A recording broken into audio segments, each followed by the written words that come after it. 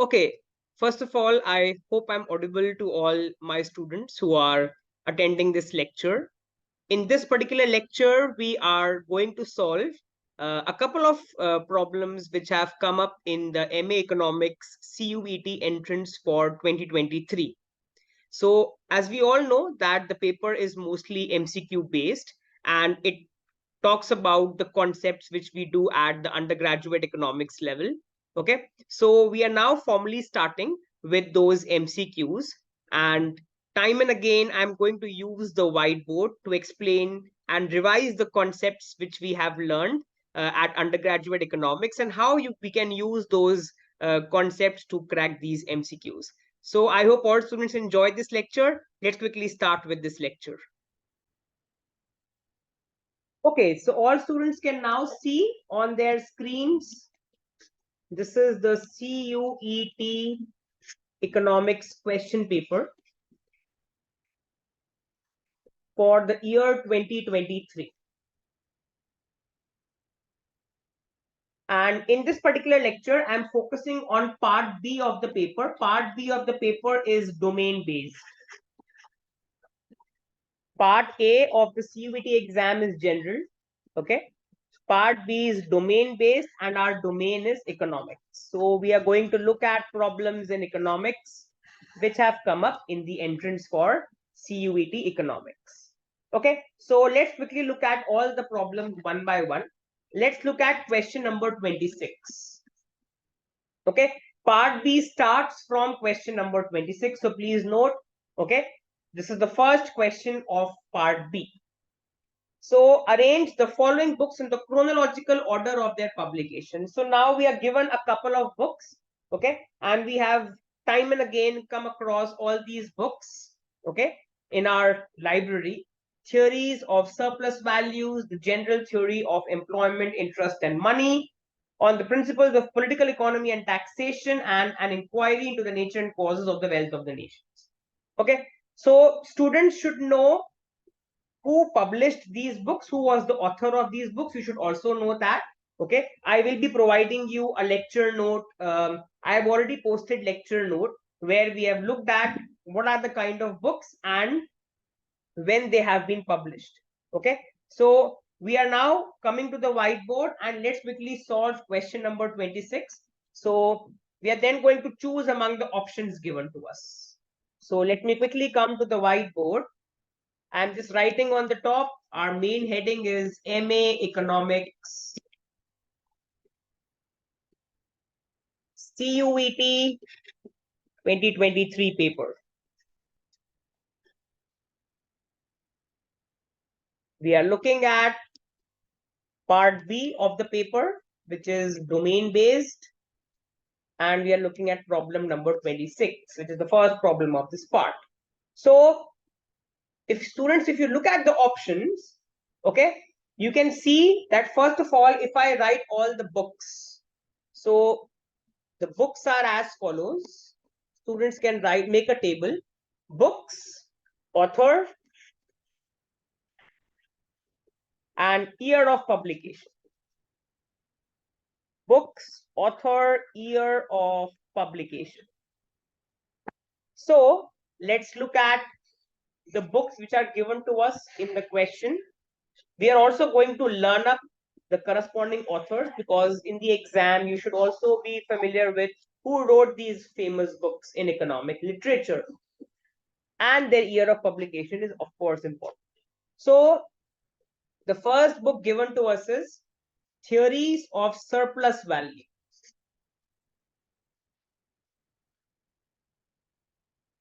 Who wrote this book? Students should learn up. Karl Marx. Remember, Karl Marx talks about capitalism time and again. His work is a lot on capitalism. Okay, so Theories of Surplus Value, written by Karl Marx. What was the year of publication? Students should know that. So this was written, it was written between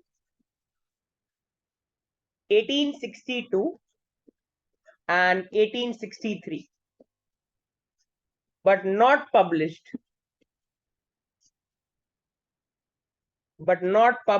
until later. So even if we know the when was the book written, that's kind of very near to the publication date as well. Okay, so this is theory of surplus value. The next book given to us is, so this was option A. This was option A. So basically I can just write, for clarity, this is option A. Option B was the general theory of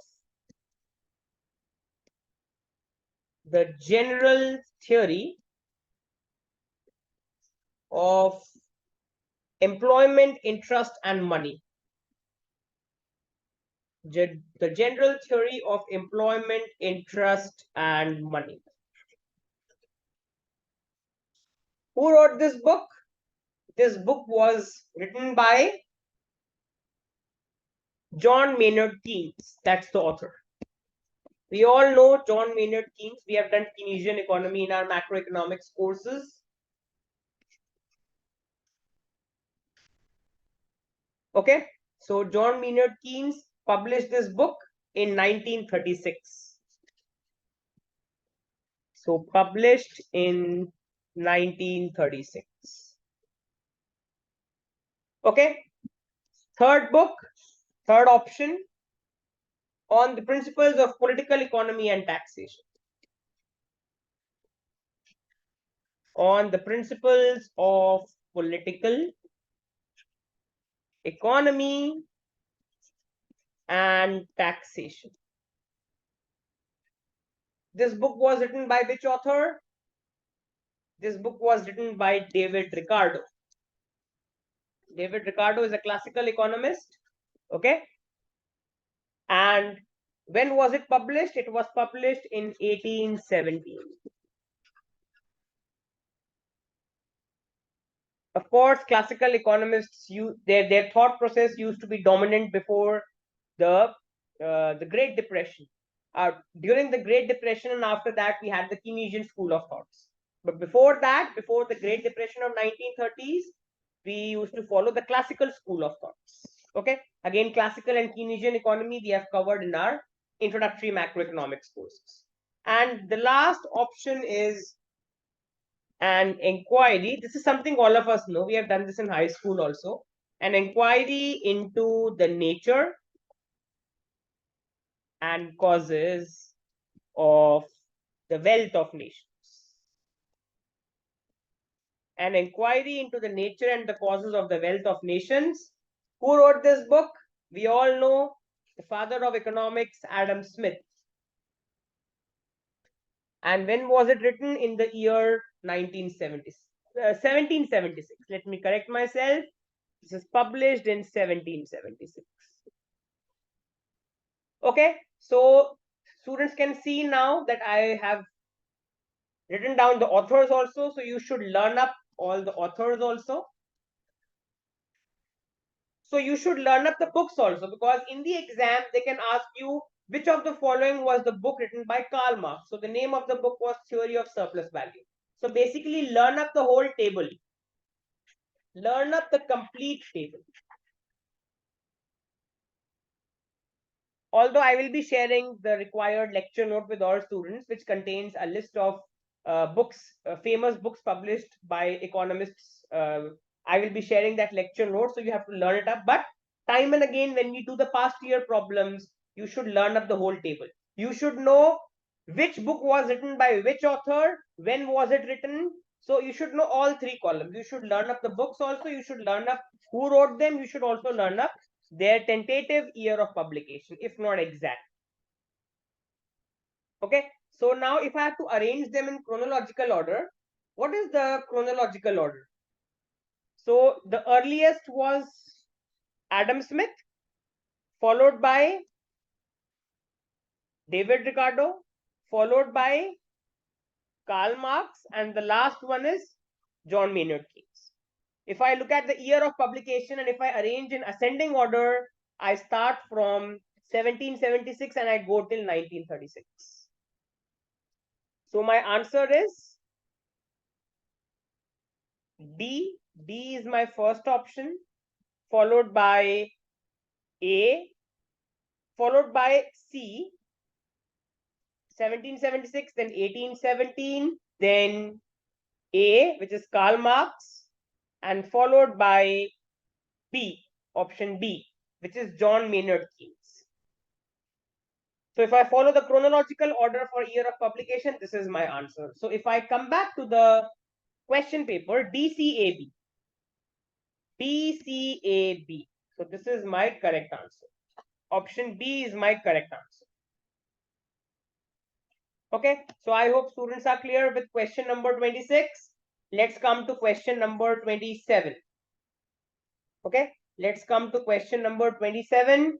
The data on the state domestic product are collected for one state of India for the period 1990 to 2010. Such a data set is an example of what kind of data? Now, we have done this in our statistical methods for economics course. When you look at type of data set, you have cross-sectional, time series, pool data, panel data. Now, when we are looking at the state domestic product of India, are we comparing it across time or are we comparing it at one particular point of time? If you read the paragraph carefully, you are looking at the data on state domestic product for the period 1990 to 2010. That means there's a time comparison. We are seeing that from 1990 to 2010, what has been the trend followed by the state domestic product in one of the states of India? So it's a time series data. Because you are looking at the data set in comparison of time. Okay, so I don't need to come to the whiteboard to discuss this. It's very simple. Time series data is going to give you a series of data points, okay, which are listed in a time sequence. That means you are looking at the variable with respect to time. Okay, so my correct answer is option B. Let's come to question number 28. Consider a competitive market, okay, and that means we assume perfect competition. Suppose a per unit commodity tax is imposed on the sellers. Okay, what is going to happen? So we are given 5 options. A tax on the commodity is going to create a wedge between the price the buyers pay and the price the sellers receive. It is correct. We all know from the introductory microeconomics course that when a tax is imposed, be it on the buyer or on the seller, it is going to drive a gap or a wedge between the price the buyers are going to pay and the price the sellers receive. So option A is correct. Post-tax equilibrium quantity increases. This is false. I'm going to show it diagrammatically. Because whenever a tax is imposed, it reduces the equilibrium quantity demanded and supplied in the economy. That means option B is incorrect. We need to look at the most appropriate answer. That means the correct answers. Let's look at part C. If the supply is more elastic than demand, then the tax burden is going to fall more heavily on the buyers. Now remember, students, in my Econ 101 course on introductory microeconomics, we had talked about how elasticity has an impact on tax incidence. If you revisit my lectures on taxation and deadweight loss in my Econ 101 micro course, you will see that I have explained very clearly. Very simple. Whichever curve is more elastic, that party will bear less burden. Which curve is more elastic? Supply is more elastic. So who will bear less burden? Supplier will bear less burden. That means who will bear a higher burden? The buyer. So this option is correct because it's written that if the supply is more elastic than demand, the tax burden is going to fall more on the buyer. Whichever curve is more elastic, lesser burden on that party. And I'm going to show this graphically also in a few minutes to all students on the whiteboard. If supply is more elastic than demand, more burden on the buyer, less on the seller. Option D, if the demand is more elastic than supply, who will bear lesser burden? The buyer.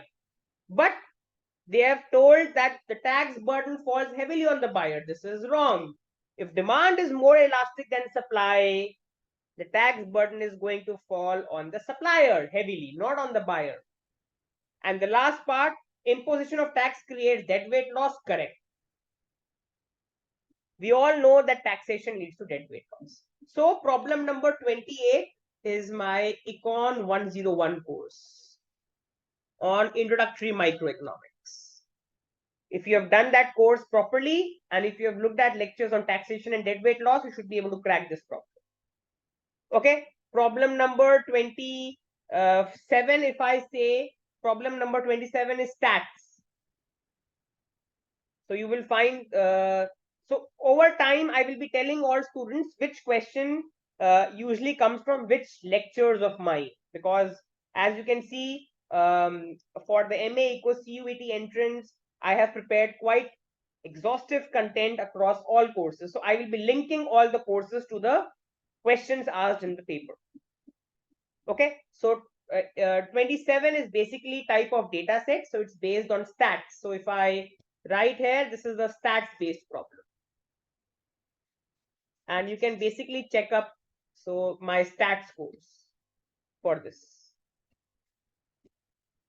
You can basically check up my stats scores. So I hope students are cleared with question number 27 and question number 28. So I can write here, it's my stats scores. Okay. Stats is covered in my course Econ 203 as well, and it's also covered in Econ 104. So basically, if I just write, it's Econ 104. So that students get perfect clarity. Econ 104, basic statistics for economics. When you talk of type of data sets, that is where it comes from. Okay, so option A is correct. In question number 28, A is correct, C is correct, E is correct. It means my correct option is option C. And now let me come to the whiteboard. Erasing all this off, you can clearly see a diagram I'm drawing. And it's a revision from my Econ 101 Introductory Microeconomics course.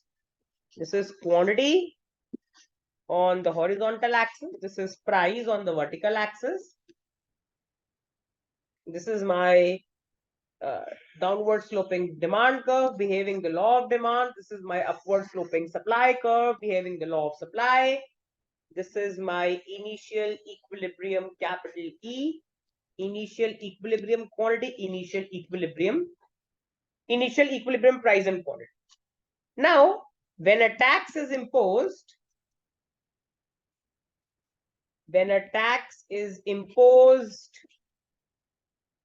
on the sellers, and it's a per unit tax.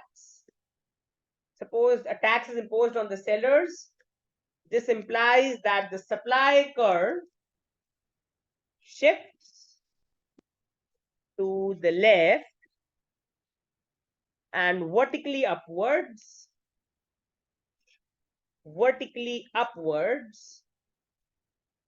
exactly by the amount of the per unit tax T. So that means what happens to my supply curve? It's going to shift like this. This is my new supply curve. It's going to shift up exactly by the amount T. Okay. What is the price paid by the buyer? PB is the price paid by the buyer after the tax is imposed. QT is the equilibrium quantity after tax. You can see the equilibrium quantity is falling, and the price received by the seller is given by the initial supply curve. So the gap between PP and PS is nothing but T.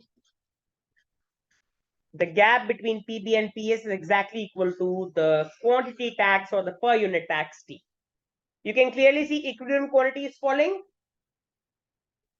Okay. So you can also see that there is a wedge or a gap between the price paid by the buyer and the price received by the seller. You can also see that from the Econ 101 micro course, remember that this is my dead weight loss. I'm not discussing in depth. Students should watch my lectures in Econ 101. This is my dead weight loss. Okay.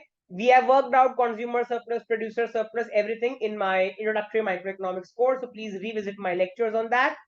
Taxation does lead to a deadweight loss. And I can also now show one more diagram that if supply is more elastic than demand, the burden will fall on the buyer. How do I show that? So if I erase this part off, if I continue with question number 28, so if supply is more elastic than demand, let me show that case. This is quantity, this is price. So demand is relatively less elastic, so I can say my demand curve is relatively steeper. Supply curve is more elastic. Supply curve. So I can say that clearly from the above diagram, the supply curve is more elastic than demand. The supply curve is more elastic than the demand curve. This is my equilibrium, initial equilibrium. This is price and quantity. Now, when a tax is imposed on the supplier, the supply curve shifts up. What is the price paid by the buyer? This is the price paid by the buyer. This is the quantity after tax. You can see quantity drops. What is the price received by the seller? This. See, the buyer bears a higher burden of the tax compared to the supplier. The gap between PB minus PE is more than the gap between PE and PS. Therefore, buyer bears a higher burden of the tax.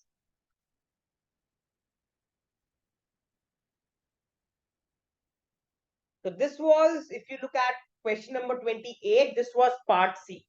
Therefore, I can say option C is also correct. So I have shown that A is correct. I have shown that I've shown that A is correct. I have shown that C is correct, and I have shown that E is correct. There is a deadweight loss. You can see in this case also, this is a deadweight loss. You can see that tax drives a wedge between the price paid by both the parties. And you can also see that if supply is more elastic than demand, buyer bears a higher burden. That means we have shown that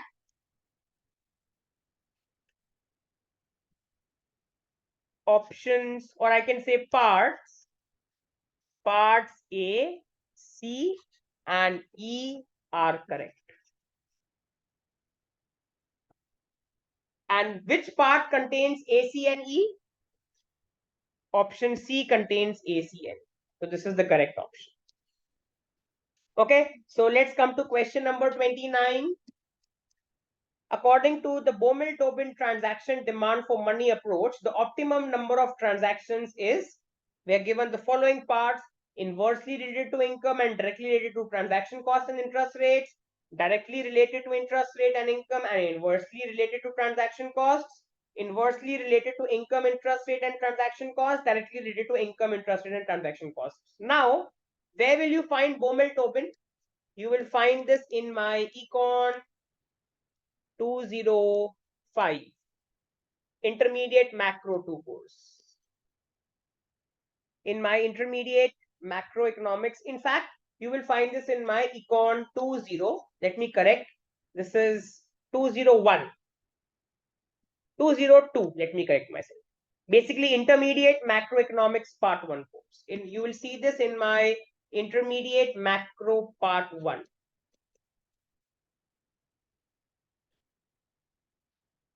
When you go to my intermediate macro 1 course, in my lectures on money demand theory, you're going to find the Baumol-Tobin model solved completely. Now, of course, in this lecture, I'm not going to solve the complete model. I have just told students where you can find this in my content for MA Eco CUET. Okay, check out Econ 202 intermediate macro 1 course.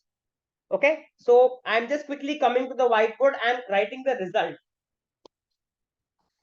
Okay, I'm writing the result which students should know from the Baumol-Tobin model. So this is question number 29. Okay, and I can write from my Econ 202 intermediate macro 1 course. Recall that the optimum number of transactions, the optimum number of transactions in the Baumol-Tobin model,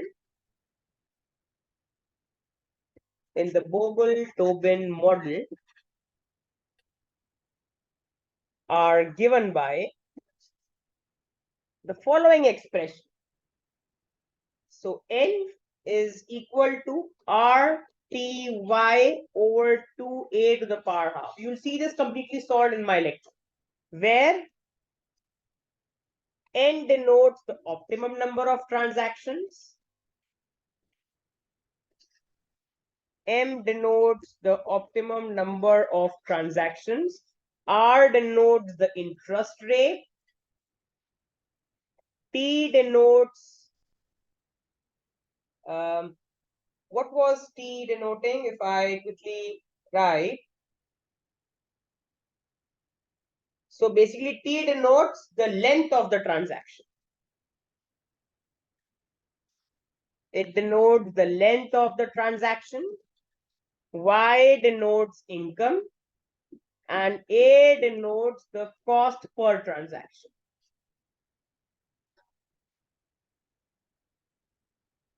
From the formula, what can you see? So from the formula, we observe from the formula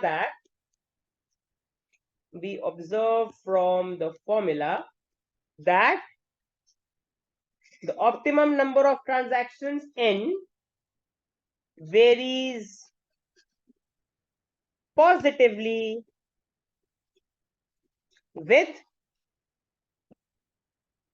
R and Y and negatively with A. I can say that the optimum number of transactions varies positively with the interest rate and income. It varies negatively with the number of transactions. So in the options given to us, if I come back to the question paper, it varies positively with interest rate and income. So directly related to interest rate and income. Interest rate is R, income is Y, inversely related to the transaction cost A. The correct answer is option B. The correct answer is option B. So ultimately, students, in the CUET paper, what you need to know is again the core concepts we have done at undergraduate economics. If you know those core concepts well, then solving these MCQs should not be a problem at all. You can score very well in your entrance exams, provided your base at undergraduate economics level is absolutely clear. So my correct option is option B. Okay, and then let me look at the last question for this particular lecture, problem number 30. Given below are two statements. So this is statement 1, students can see, and this is statement 2. In the light of the above statements, we need to check which of them is true and false. So statement 1 says that in 2020, a farmer purchased 5 new tractors at 2 lakh each. He sold his 5 old tractors to other farmers for 50,000 each in the same year. The net increase in GDP 2020 due to these transactions is 12 lakh 50,000. Another statement is saying that in 2020, a farmer purchased 5 new tractors at 2 lakh each. He sold his 5 old tractors to other farmer for 50,000 each in the same year. The net increase in GDP of the year 2020 due to these transactions is 10 lakh. Now, which of these is correct? Let me come to the whiteboard. So, first of all, let me write the transactions for all students. We are given what?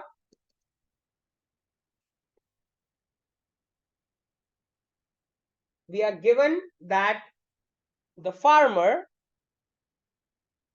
okay, let me write the question here on, let me write the piece of information given on the whiteboard. I can write that in 2020, a farmer purchased 5 new tractors at rupees 2 lakh each, and he sold his 5 old tractors to other farmer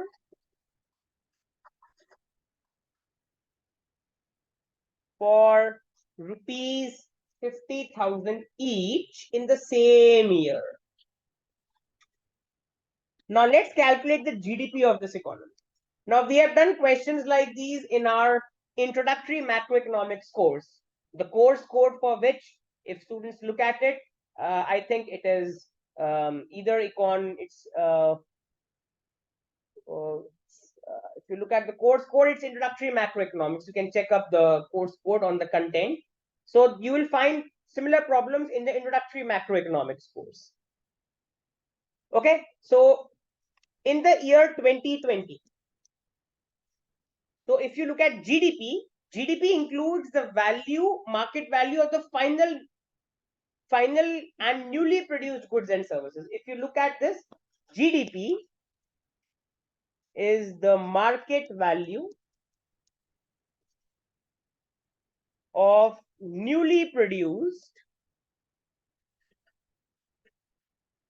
final goods and services.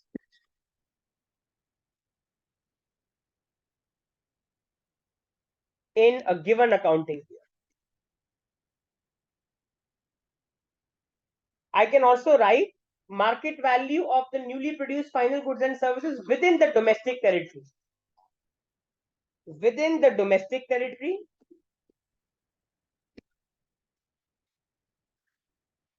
within the domestic territory in a given accounting. We have done this definition in our introductory macroeconomics course. Now, if you look at this problem, the year is 2020. The farmer has purchased 5 new. So that means newly produced goods and services, 5 tractors. The value of every tractor is 2 lakh. So the total value is 2 lakh times 5, which is rupees 10 lakh. And he sold his 5 old tractors. Now, in calculation of GDP, should I include old goods or services? No. GDP by definition is what? If I am calculating the GDP of 2020, I will look at goods and services produced in 2020.